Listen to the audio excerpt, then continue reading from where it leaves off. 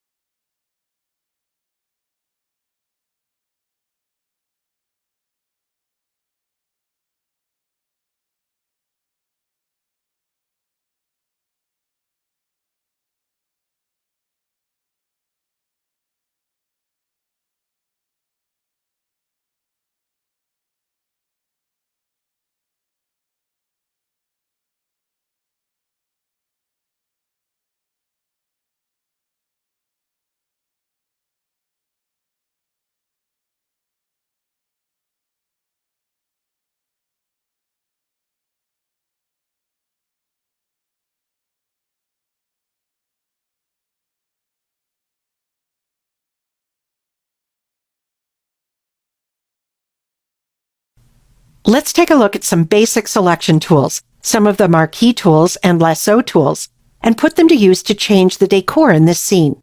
We'll cover several different selection methods in this video. So remember that you can pause and re-watch parts of the video if you need to. The rectangular marquee tool is used to select rectangular and square selections. We'll use it to select this photo and change its color to match the other photos. Click in a corner of this photo and start dragging to make a rectangular selection. To constrain the selection to a square, hold down the Shift key too and continue to drag. Release your finger from the mouse and then from the Shift key. If you need to move the selection, you can click and drag from inside the selection or use the arrow keys on your keyboard. Now let's make a change to this selected area. Go to the bottom of the Layers panel and click the new Fill or Adjustment layer icon and choose Solid Color. That opens the color picker, and when it's open, you can go anywhere in the image and click to sample a color. You'll see that this created a new color fill layer in the Layers panel. To make the solid blue into a tint, with the Color Fill Adjustment layer selected, go to the Blend Mode menu at the top of the Layers panel and select Color. Now let's use another tool to select this round wood sculpture. In the Tools panel, click the Rectangular Marquee tool and choose the Elliptical Marquee tool from the Flyout menu. This tool is used to make oval or circular selections. Click on any edge of this round object and start to drag, creating an oval selection. Now keep your finger held down on the mouse or trackpad and press the space bar at the same time and push the selection back to the edge of the object. Still keeping your finger held down on the mouse, release the space bar and continue to drag out your selection and shape it so that it matches the underlying object. You may need to do this a few times, all without releasing your finger from the mouse. And if you want a perfectly circular selection, you can also try holding down the Shift key during this process. Now let's make use of this selection. Go to the new Fill or Adjustment layer icon at the bottom of the Layers panel again, and this time choose Vibrance. Then in the Properties panel, drag the Vibrance slider over to the right to subtly increase the vividness of the color in the round sculpture. Now let's take a look at a couple of the lasso tools. Over in the Tools panel, select the Lasso tool. This is a free-form drawing tool. So I'm going to come into the image and I'm just going to quickly drag inside of the edge of this gold sculpture. I'm not being too careful about where I'm dragging because all I want to do is brighten up the inside of that sculpture.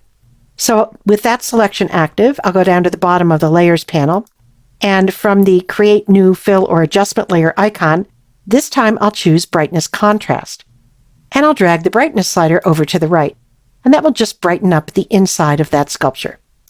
Another lasso tool that comes in handy is the polygonal lasso. To access that, hold down the lasso tool and choose the polygonal lasso tool from the flyout menu. This tool is used to make straight-edged selections, like the star on the bookshelf. To use this tool, I'll click to add the first point, and then I'll release my finger from the mouse, and you can see that it starts to create this thread. With my finger still off the mouse, I'll go to the next corner and I'll click to attach the thread there, and then I'll continue around the star doing the same thing. Just clicking each point where I want to attach the polygonal lasso. When I get back to the beginning, there's a small circle, and if I click there, that will close the selection. By the way, if you don't make it all the way back to the beginning of the selection, try pressing the Escape key to release the polygonal lasso and start again. With that selection active, let's change the color of the star. As before, I'll go down to the Create New Fill or Adjustment layer icon, and I'll choose Solid Color, and I'll sample a blue color from the image. I'll click OK, and I'll change the new Color Fill layer to the Color Blend mode. You also could reduce the opacity of that layer by dragging the opacity slider over to the left, and that will make the tint less strong. And here's a bonus tip. Because we used fill layers and adjustment layers to make changes to these selected areas, our original photo remains intact, and we can come back in and re-edit any of these changes at any time. So that's an introduction to using some of the marquee tools and lasso tools to make simple selections in Photoshop. Often when you're selecting objects in an image, you'll need to make combined selections. I've already started to do that in this image, selecting the two squares and adding color to them on this special color blend mode layer that I added to the Layers panel that allows the texture of the underlying image to show through.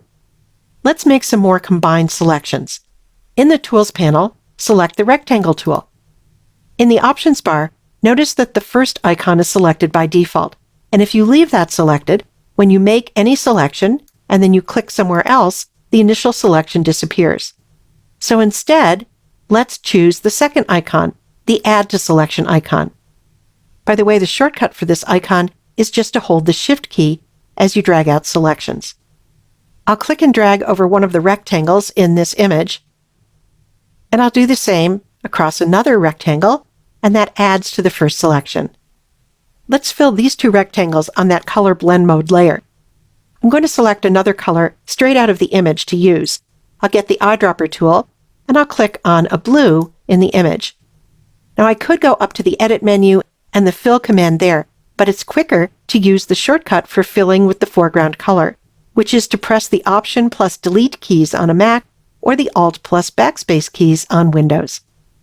And then I'll deselect by using the shortcut for deselect, which is Command D on the Mac or Control D on Windows. So that's how to add to a selection. Let's see how to subtract from a selection. Again, I'll select the rectangular marquee tool, and this time in the Options bar, I'll select the Subtract from Selection icon. And by the way, the shortcut for this icon is to hold the Option key on a Mac or the Alt key on Windows as you drag out selections.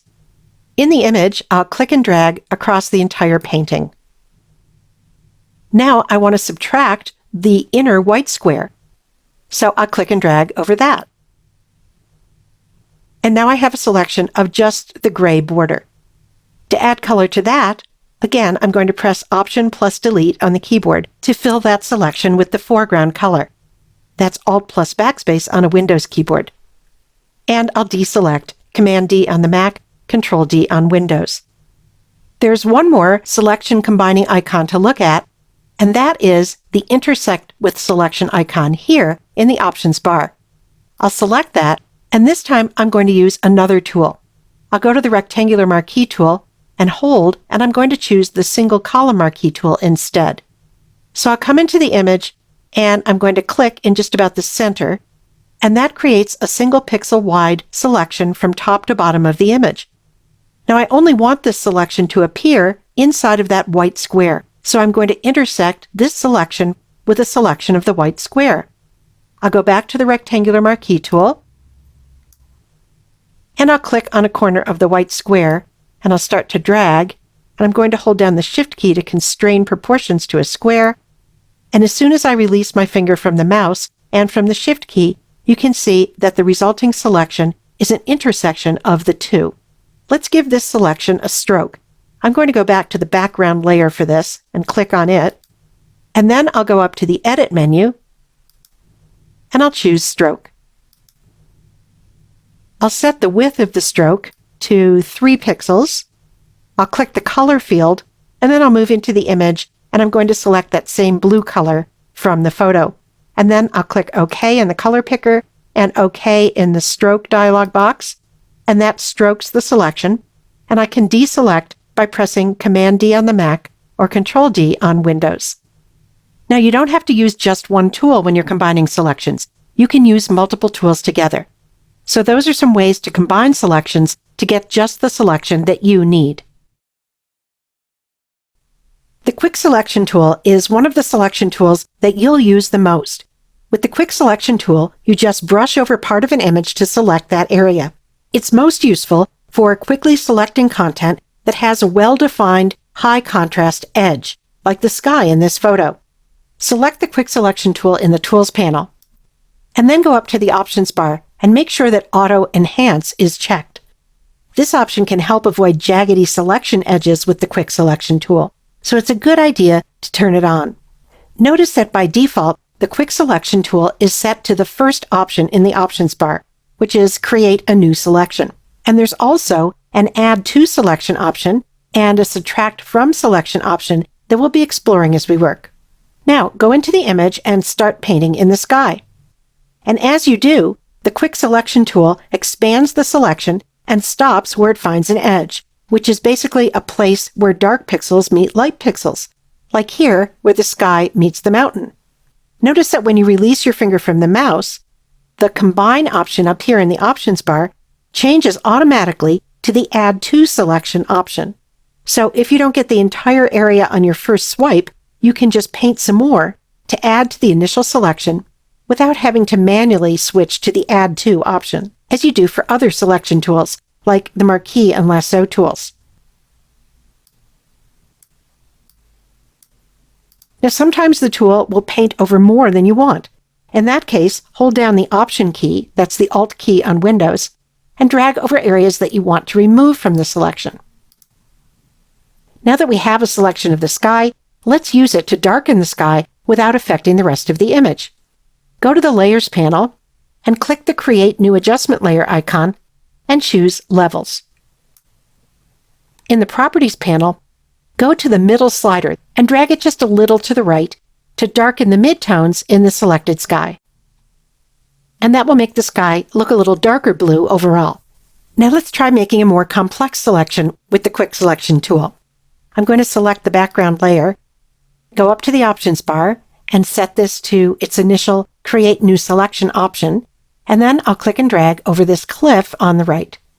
That's selected a little more than I would like, so I'm going to clean up the edge of the selection by holding down the Option key on the Mac or the Alt key on Windows, which changes my brush to the Subtract from Selection option. And then I'll click and drag over the areas that I don't want to include in this selection.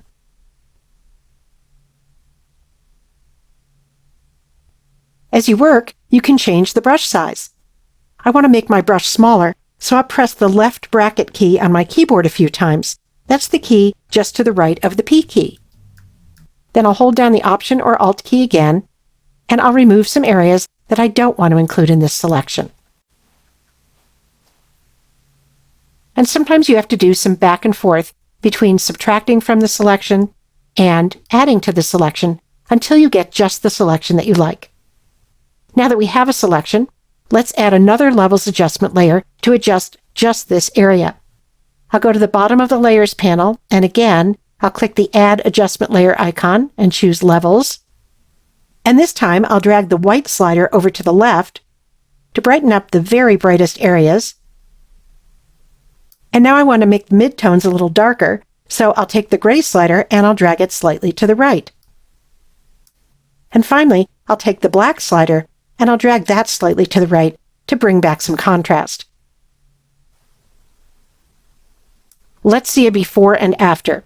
I'll go down to the Layers panel, and I'll hold the Option key, that's the Alt key on Windows, as I click the eye icon to the left of the background layer. And that shows us just the background layer, the original photo, without the changes we just made. I'll Option or Alt click that eye icon again to show you the after version with the targeted adjustments that we were able to make so quickly with the Quick Selection tool. If you click on the Quick Selection tool in the Tools panel, you'll find another automatic selection tool, the Magic Wand tool.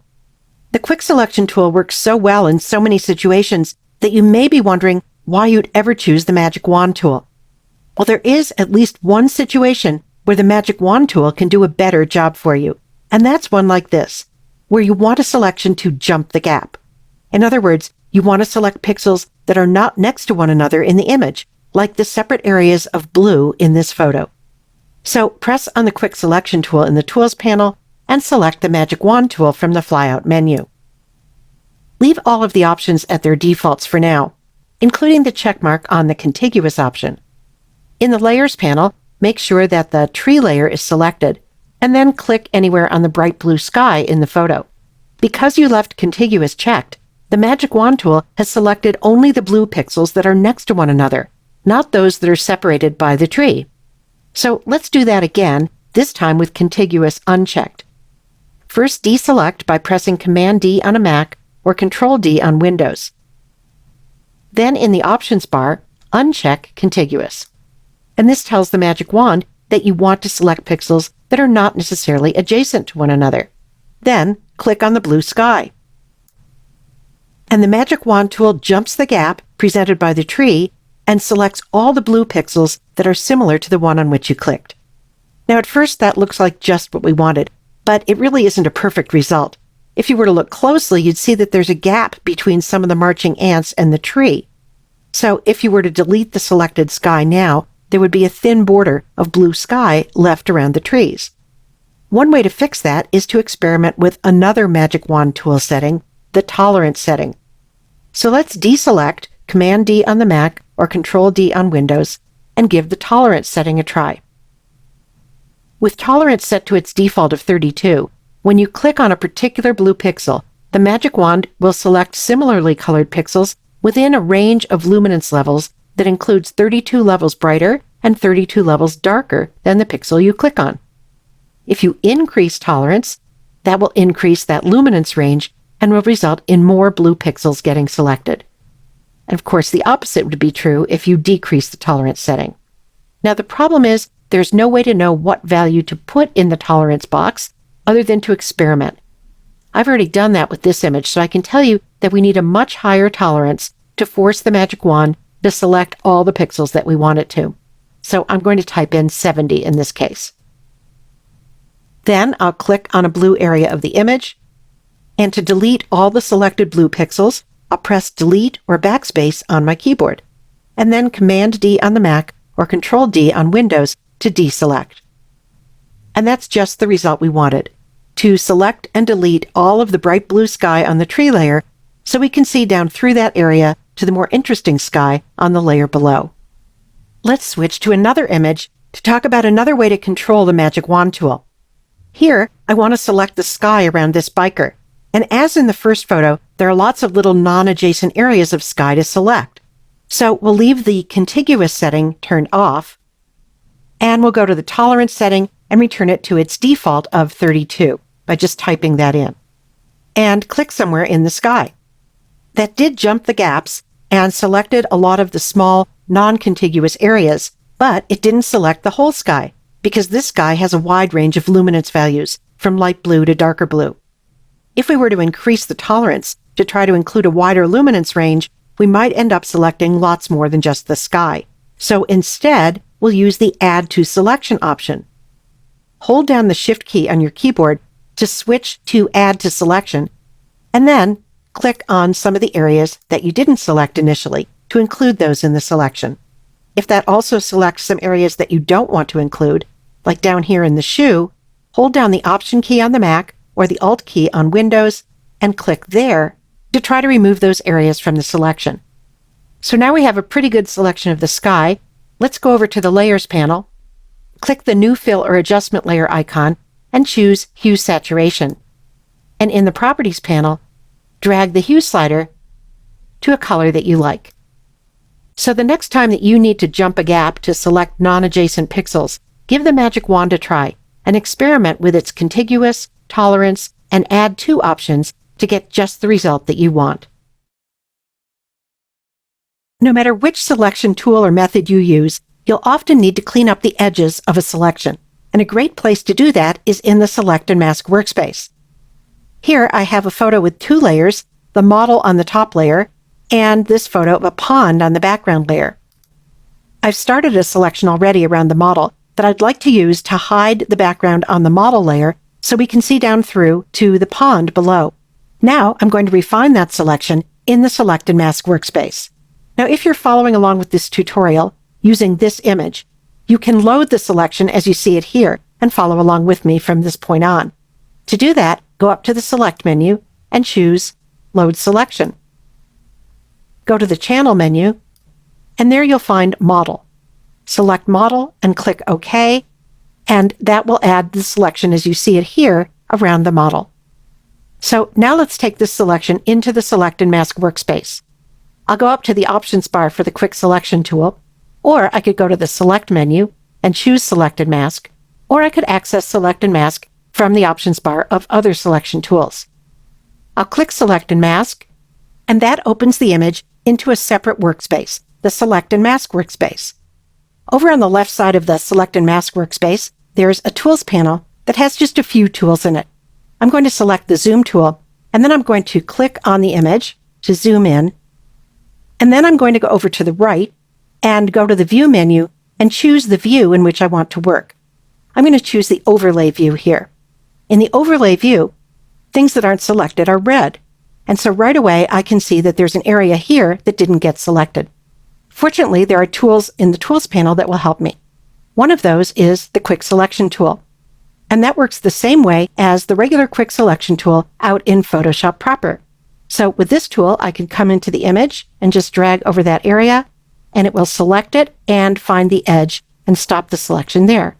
And I can try the same thing here and up here as well. And I can change the size of this brush by pressing the left bracket key on my keyboard to make it smaller, or the right bracket key to make it larger. I'll hold the space bar and I'll drag to see another part of the image. Now here, the edge doesn't look very well defined. So I'm going to try another tool here, which is the brush tool.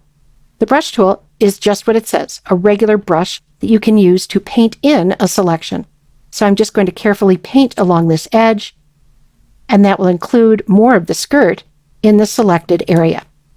Now I'll hold down the space bar again, and let's go up and take a look at her hair. Over here is an area where I can still see some of the green background through the strands of her hair. So I'm going to try a different tool to fix this. And that's the second tool in the Tools panel. I'll move into the image with that brush. I'm going to make it a little smaller by pressing the left bracket key on the keyboard a few times.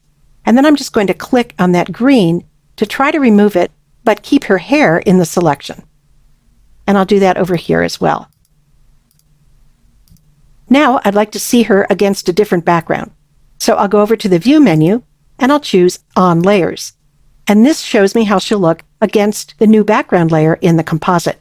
I'll go over to the Tools panel and I'm going to double-click the Hand tool to fit the entire image on the screen. In this view, I can see that some of the edges are a little soft and not smooth. So I'm going to use a couple of sliders over here in the Properties panel to fix that. I'll scroll down, and in the Global Refinements area, I'm going to drag the Smooth slider over to the right a bit to try to smooth out the edge of the selection, and I'll drag the Contrast slider over to the right to make the edge of the selection a bit sharper. Now, of course, you can spend more time fine-tuning the edge of a selection here in the Select and Mask workspace, but we'll go with this for now, so I can show you how you can output the resulting selection. From the Output To menu, I'm going to choose to output as New Layer with Layer Mask, because that gives me a lot of flexibility to make changes later. And then I'll click OK. That closes the Select and Mask workspace and takes me back out to Photoshop proper. So here you can see the model with the original background selected out and the new background, the background on the bottom layer, showing through. So that's an introduction to how you can use some of the tools and controls in the Select and Mask workspace to clean up selections that you make with any selection method. If you've made a selection that's relatively complex, or one that you think you may want to use again in the future, it makes sense to save that selection so you can bring it back at any time and use it again. To show you how to do that, I have a photograph, and on top of the photograph, I have this design, these two rectangles. I'll turn off the background layer for a moment so you can see that the two rectangles are on their own layer. Let's start by selecting those two rectangles. Now here's a little trick for selecting objects on a transparent background. If you hold down the Command key, that's the Control key on Windows, and click on the thumbnail on the layer with transparent pixels, the design layer, that selects only the non-transparent pixels on that layer, in this case the two rectangles. Now I'm going to go to the Tools panel and select the Elliptical Marquee tool. And I'll make sure that the Intersect With option is highlighted in the options bar. Now I'll make a circular selection, which can be a little tricky, so you may have to practice a couple times to get it just right. I'll come into the image and I'll start dragging an oval selection. Then I'll hold down the Shift key to constrain the selection to a circle. Then, with my finger still on the mouse and another finger still on the Shift key, I'll hold down the space bar too, and I'll push the circle up and to the left where I want it. Then, still keeping the mouse and the Shift key held down, I'll release the space bar and continue to drag. When I'm happy with the selection, I'll release the mouse and the Shift key, and here's the result. So let's make use of this selection. I'm going to fill it with color on the design layer. So I'll select the design layer, and then I'll go up to the Swatches panel and I'll select a color. You can choose any color you like. And then I'm going to use the shortcut for filling with the foreground color, and that's Option-Delete on the Mac or Alt-Backspace on Windows. Now, since it took me a little while to make this selection, I'm going to save it, and that will give me the option to bring it back in the future and make a change. I'll go up to the Select menu, and I'll choose Save Selection. I'll give the selection a name. I'll call this My Circle, and I'll click OK. And then I'll deselect by pressing the shortcut Command-D on the Mac or Control-D on Windows. So now let's say that I've saved and closed the image and some time has gone by, and I want to go back in and change that purple circle. Even at that point, I can load my selection back in. I'll go up to the Select menu, I'll choose Load Selection, I'll go to the Channel menu, and I'll choose my selection by name. And then I'll click OK. To make a change, I'm going to go over to the Tools panel and select the eyedropper tool and select a color from the image. And now I'll fill the selection with that new color by pressing Option-Delete on a Mac or Alt-Backspace on Windows. And then I can deselect Command-D on Mac or Control-D on Windows. Now here's a little bonus information. As you get more advanced in Photoshop, you may want to know more about what's going on under the hood. And when you save a selection, what's happened is, if you go to the Channels panel, you'll see that there is a channel that represents that selection. But in most cases, you won't have to go to the Channels panel to work with the saved selection. You can do it just the way I showed you by saving and loading selections from the Select menu.